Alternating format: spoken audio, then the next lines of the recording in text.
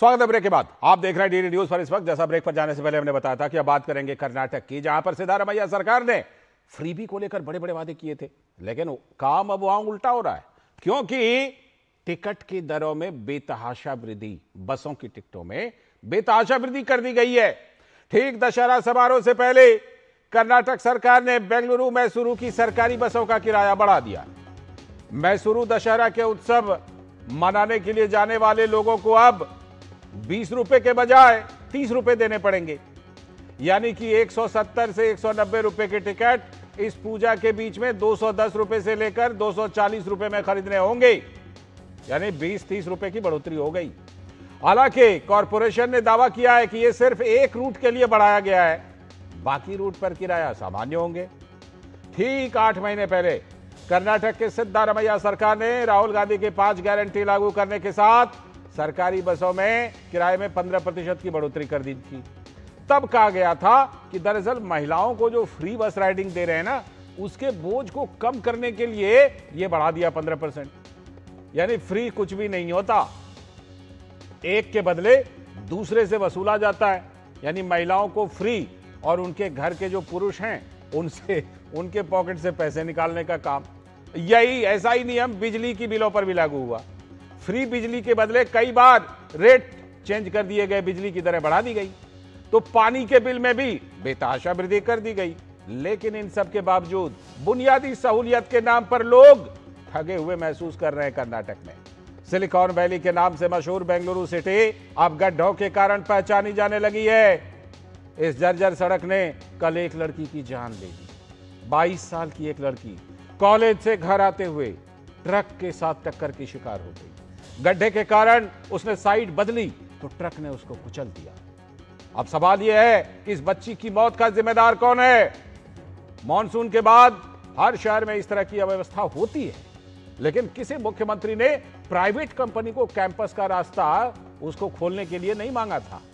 लेकिन कर्नाटक के मुख्यमंत्री बेंगलुरु शहर में गड्ढों से सड़क यातायात में परेशानी को दूर करने के लिए अब सीधे विप्रो के संस्थापक अजीम प्रेमजी को चिट्ठी लिख रहे हैं। यानी अगर आप आईटी इंडस्ट्री का बेहतर संचालन चाहते हैं तो अपने कैंपस का सड़कों की तरह इस्तेमाल करने दीजिए, पब्लिक ट्रांसपोर्ट के लिए खोल दीजिए, जिससे रिंग रोड पर यातायात सुगम हो सके। तो अजीम प्रेमजी ने उनके निवेदन को ठुकरा दिया कि यह बड़ी समस्या है, कोई ठोस उपाय ढूंढिए। लेकिन किराया बढ़ाने में तो कर्नाटक सरकार सबसे आगे। ट्रांसपोर्ट मंत्री ने किराए में बढ़ोतरी को लेकर क्या तर्क दिया, आइए देख लीजिए। Since 20 years, at the time of festivals, Dasara, Deepavali, we will pull buses from other corporations. 650 buses are going to Mysore every day. While coming back, buses will be empty or less passengers. Because of that, 20-30 rupees they will raise. Not only that, this is not new. Since 20 years, 2005, since 20 years, this practice is there. तो कर्नाटक के transport minister कह रहे हैं कि सिर्फ जाने के लिए 20-30 रुपया बढ़ा दिया है, आने वक्त उतना ही किराया लेंगे और बाकी रूट पर भी नहीं बढ़ाएंगे। लेकिन सवाल तो ये उठ रहा है कि दशहरा उत्सव मैसूरू का, उसमें श्रद्धालुओं की जेब पर यह 20-30 रुपए का बोझ क्यों? उल्टा सहूलियत दी जाती है ऐसे समय में। इससे ये कहीं ना कहीं जाकर के उससे भी जुड़ता है जो बीजेपी आरोप लगाती है, सनातन वाला एंगल, कि सनातन के खिलाफ काम करती है सिद्धारमैया सरकार। तो बीजेपी के आर अशोक ने क्या कुछ कहा, उनको भी देख लीजिए। Mr. D.K. Kumar saying, I invest more money, I can give the contractor to fill the potholes.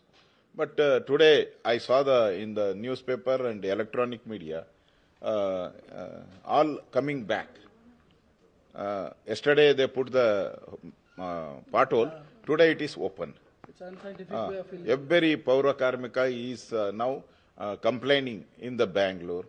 Corporation employees, corporation Paura Karmikas, today they are showing the picture. So yesterday pothole, today is the opening. We have to sweep the things. That is the thing happening. तो ये वहां पर बसों की किराया बढ़ाने को लेकर कर्नाटक में चल रहा है। लेकिन कुछ बड़े सवाल भी इससे उठते हैं और सवाल मोटे तौर पर दो हैं कि क्या फ्री भी कुछ नहीं होता, फ्री कुछ नहीं होता, कहीं ना कहीं से वो वसूला जाएगा। और दूसरी बात ये कि इस मौके पर और सहूलियत देनी थी। सनातन उत्सव है, दशहरा उत्सव, उनके उल्टे बोझ डाल दिया। हमारे साथ हमारे सलाहकार संपादक विनोद जी जुड़े हुए हैं यहीं पर इस खबर पर चर्चा करने के लिए। विनोद जी का रुख करते हैं। विनोद जी, जैसे कर्नाटक सरकार पर आरोप तो पहले से लगते रहे हैं कि भाई, मैं दोनों चीज़ों को लेकर आपसे सवाल जानना चाहता हूं, आपका जवाब। एक तो पहली बात ये कि फ्री भी कुछ नहीं होता, महिलाओं को दिए तो उनके घर के पुरुषों से किराया बढ़ा के वसूल लिया। और अब दूसरा एंगल इसमें ये कि ऐसे मौकों पर तो श्रद्धालुओं को थोड़ी सहूलियत दी जाती है, आपने उल्टे बढ़ा दिया बोझ और अजीब अजीब से तर्क दे रहे। लाल जी, जब हम कहते हैं ना कि ये अभी लोगों की सोच की बात है, मैसूरू दशहरा पूरी दुनिया में एक मशहूर है। बेशक पूरी दुनिया का एक बात अगर आप कहेंगे तो मैसूरू दशहरा को देखने के लिए लोग कहीं दूर दूर से आते हैं। आप एक जगह मैसूरू दशहरा को टूरिज्म मैप पर लाने के लिए कोशिश करते हैं कि राज्य सरकार का रेवेन्यू बढ़े, और दूसरी तरफ जो लोग वहां जाने वाले हैं, जो आसपास के लोग जाते हैं और वो मैसूरू दशहरा में अपना प्रेजेंस रखते हैं, तो उन पे आप 20 से 30 रुपया टिकट बढ़ा दिए हैं, 210 रुपया 230 रुपया वसूल रहे हैं। ये बात तो जमती नहीं है कि आप ये बात जानते हैं कि तीर्थ यात्रा के लिए अपने यहाँ पूरे उत्तर भारत में देखिए अलग अलग सरकारों ने अलग अलग स्कीम निकाल रखी है, और आप उसके बदले अलग से उस पर चार्ज शुरू कर देते हैं जी। ये चाहे आपकी फ्रीबी की 5 गारंटी की जो मजबूरी हो जी। मजबूरी तो सबसे ये है कि बेंगलुरु जो वेलिकन सिटी आप कहते हैं, उस सिटी का, सिलिकॉन सिटी का आप ये देखिए हो क्या गया है। आपने अभी जो विजुअल दिखाया है कि स्कूल, एक कॉलेज की पढ़ने वाली 22 साल की लड़की है, बहुत दर्दनाक, और वो लड़की सिर्फ उस गड्ढे से बचने के लिए ऐसे साइड बदलती है और एक ट्रक कुचल के चला जाता है। कितना अफसोसजनक है कि आप पूरे देश में सबसे मशहूर सिलिकॉन वैली जिसको बोलते हैं, आईटी का जिसको आप हब बोलते हैं, एक सड़क जान ले लेती है एक मासूम बच्चे को। और इसके बरक्स आप बेंगलोर सिटी के जितने रेवेन्यू हैं बॉस, आप उसके बदले अगर उसका 10% भी खर्चा कर दें तो वो सिटी का नक्शा ही चेंज हो जाएगा। और आप अजीज प्रेम जी को, आप विप्रो के संस्थापक को चिट्ठी लिखते हैं कि आप अपना कैंपस खोल दीजिए, हम उसमें रिंग रोड की रास्ता बन जाएगा और यहाँ ट्रैफिक की जाम कम हो जाएगी। कि क्या माने बेतुके आपका एक बनता है। तो अजीज प्रेम जी ने आपको सलाह दी है कि भाई इसका आप इसका एक शोध करिए, वैज्ञानिक ठोस इस पे लाइए कि बेंगलुरु के सड़क को दुरुस्त कैसे किया जाए, ट्रैफिक कंजेशन को कैसे कम किया जाए। आप सिर्फ जो है कई कंपनी आईटी कंपनी ने उसके डीके शिव कुमार को लेटर लिखा है कि हम बेंगलुरु शहर छोड़ने वाले हैं। आप जब हमारे ट्रैफिक के पॉल्यूशन, इसके कंजेशन के कारण, जल भराव के कारण हमारे लोगों को आने जाने में दिक्कत हो रही है। ये चैलेंज आपको कंपनी वहां इंडस्ट्री दे रही है, और आप जो है उसी इंडस्ट्री को कह रहे हैं कि रास्ता तुम ही दे दो, तुम्हारी कैंपस से गाड़ी निकालेंगे।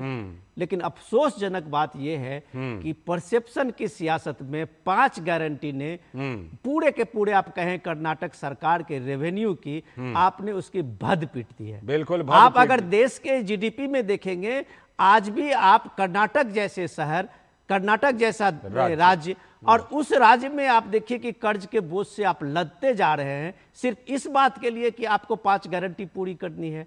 और वो गारंटी आप एक फॉल्स क्लेम है, आप लोगों से अलग अलग तरीके से वसूल भी रहे हैं। बस में आपने एक फ्री राइडिंग की महिलाओं की बात की और 4 महीने के अंदर में आपने बस का 15% हाइक कर दिया। बिजली में आपने 200 यूनिट का बिजली की माफी की और उसके बाद आपने बिजली का 3 बार संशोधन रेट दे दिया लोगों को।